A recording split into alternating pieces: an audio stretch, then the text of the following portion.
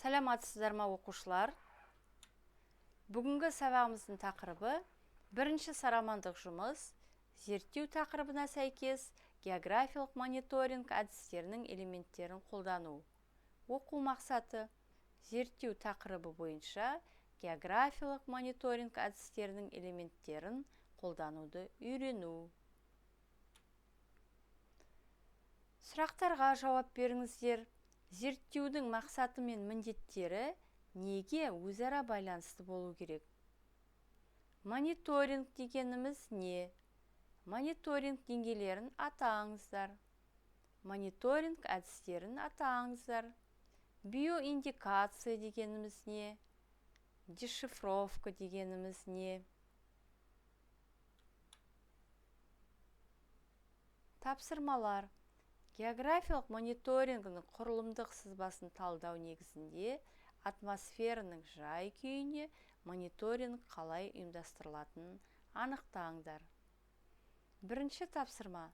Қазақстан климатына мониторинг. Екінші тапсырма.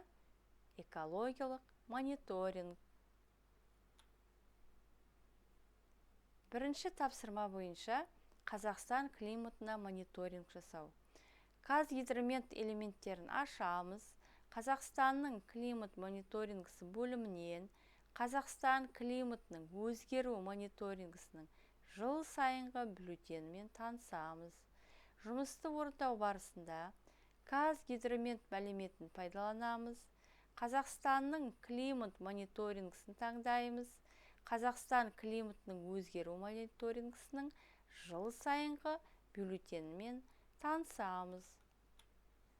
Екінші тапсырма бойынша экологиялық мониторинг.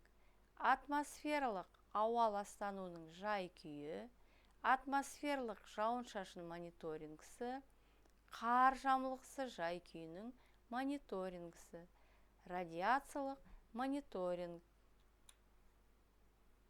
Критерийлер. Қосымша элемент көмегімен жергілікті деңгейдегі мониторинг түріне әртүрлі тақырыптарда электрондық таныстырылымдар дайындау. Дескриптор. Қосымша ақпаратпен жұмыс жасау тәсілін біледі.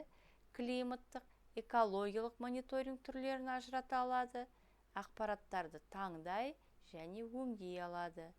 Жұмыс нәтижесін электронды таныстырылым түрінде жасай алады.